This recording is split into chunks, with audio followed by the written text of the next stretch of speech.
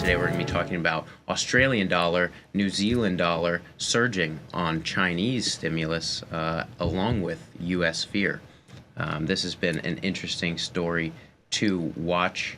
Commodity currencies, that's where we've seen the price action, at least end of last week rolling into this week. And now you talk about ranges.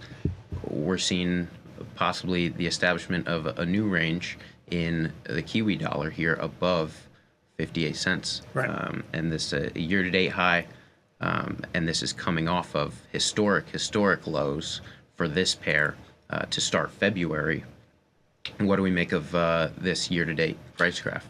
I mean, the last week of price action has been great because we've spent the bulk of the day and going out the end of, like yesterday, we went out 3 pips off the highs after an 80 pip run. That tells me that 9 times out of 10, when you roll into the evening, you're going to be able to sell them at the same point or higher, which is exactly what you were able to do. There seems to still be a fair amount of energy. 58 cent Kiwi is not, again, it's certainly higher than 56 cent Kiwi, but that's still awfully cheap. Is this catching up or is it a different set of factors? It's never just one thing, but I think this was, because when you looked at the bottoming here, we had 3 different levels when you go back to the end of the last year and the beginning of this year, one in Jan, one at the start of Feb, one at the start of March, where it really hit hard. Now, did it in Feb? It punched new lows. That's where we got that brief print right above 55 cents. But it refused to necessarily hold on to the gains. I think now you have to kind of. It's great context because you're not buying the stone cold load. You're not buying 55 and a halves or 56s. Did I miss the boat? I don't think if you look at that, this is going to be a very tough thing to trade because then you're going to say, well, if you missed the boat buying it, I'm going to sell these rallies because they're off-sized big. Selling the rallies right now is a very tough exercise. If you did that in Kiwi, and I did yesterday, and it didn't work well because it just went a pip every 5 minutes, higher. Tape action-wise, this isn't a market that necessarily is going to release to the downside. I think you have to accept the fact that very rarely do you pin the low or pin the high. 58 cent Kiwi is still awfully cheap. Are we susceptible to a pullback? Yes, but what we've seen is pullbacks to, when we pull back to 57 cents, we didn't put in new lows. Didn't spend a lot of time there. And we immediately generated energy higher, which I still think, like with Euro, when we traded through 109, there was a sense of, boy, that's 105 to 109. That's awfully fast. And it was.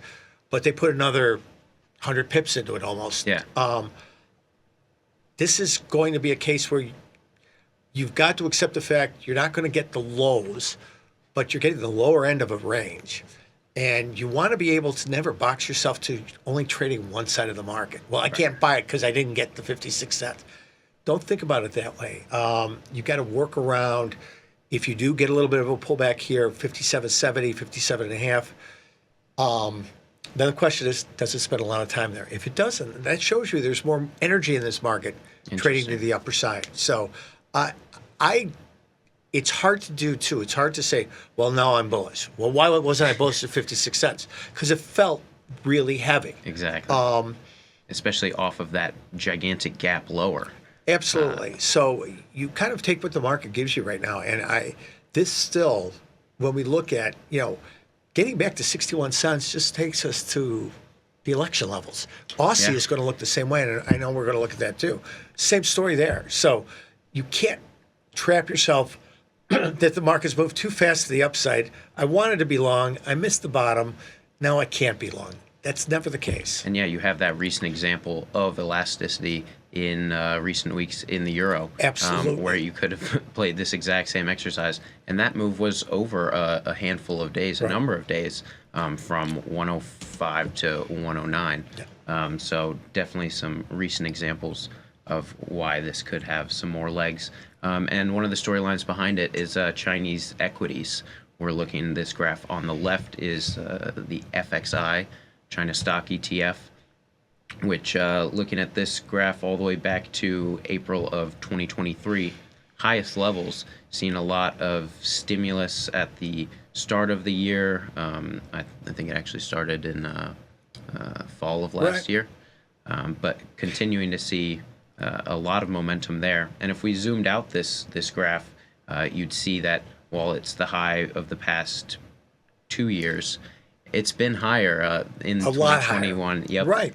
And so a lot of room to run there. And then on the right, we're seeing the correlation, rolling correlation between these equities and Australian dollar. And where'd you go? What time frame do you go on the correlation? I think this is a 30-day rolling. Perfect. Yep. And so we've seen consistently positive correlation here to varying degrees.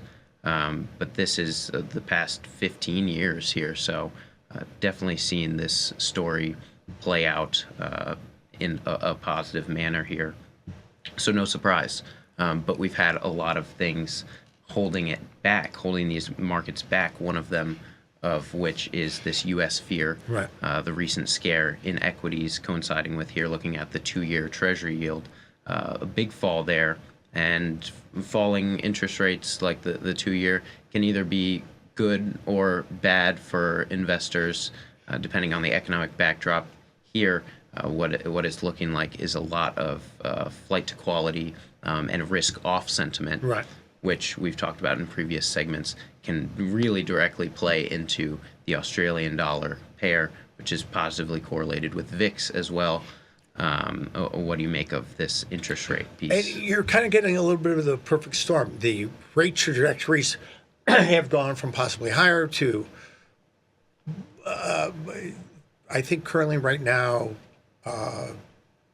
FedWatch tool has between 2.5 and 3 rate cuts. Yeah. That probably came out a little bit yesterday with the continued bounce in equities, but the trajectory is flat to lower. So you've got a situation here where it's flat to lower. Now, New Zealand has still kept the door open to further cuts. But I think when you look at the combination of U.S. flat to lower, you look at the FXI, does it work perfectly? No. It's a 50% correlation, but that's a solid one. It's one we look at. Yep. And when that starts, and you make a good point of context, as FXI is traded at much higher levels, but not in the recent window of relativity. And right. That means two things to me. One is, sure, it was higher, and it can go higher again, but that is now getting more elastic since it's gotten to a new range. I would imagine we'll continue to see the Kiwi and Aussie become a little bit more elastic. So these all are. This is great context because you can't. Your Kiwi trades don't strictly come from what FXI is doing, but getting some context around as markets reach new levels, and we're seeing Kiwi at a relatively new level for 2025, FXI at a new level, both of them, 80 points in Kiwi was a lot yesterday, right. 88 at the high, 88 pips, excuse me. You're starting to see a little bit more uncertainty come in, which is good for us as traders. Yeah, and now just zooming out here to this Australian dollar, you have any way you want to play it. Absolutely. We have, if you believe there's more legs to these Chinese stocks, and the U.S. fear is taken out of the equation now, if we're coming out of these recession fears, that kind of blocker of risk-off sentiment is cleared out of the way, and this correlation to Chinese stocks continues to pick up. You have a lot of historic upside here in this market, all the way up to 68 cents, 69 cents, and that's when we were looking at, this is just last year, we're looking at the Chinese equities not being this high in 2 years, 3 years. So this backdrop has a bullish case for it. But on the other hand, if we see the interest rate fear and recession fears in the U.S. take over, that could completely cloud the positive momentum we've seen. So it's nice to see back at 64 cents, kind of in the middle of this range. Yeah, could take it either way. Absolutely. And in November we were back to 67 cents, as you said. So is there more room to the upside? You didn't miss the boat. There is the possibility for more room. There's a fair amount of more room in Kiwi. Kiwi actually took it harder to the downside. Yeah. So is there a trade in Aussie Kiwi? We'll take a look at that later on this week, because that's one where, again, these are dollar pairs, we're looking at Aussie US, Kiwi US, is the currency pair itself, Aussie Kiwi. We know it's a lower beta pair. It moves a little bit less, Right. but it could give you a little bit nuanced exposure into this kind of market too. Great call out. A lot of pairs to watch this week as we're into FOMC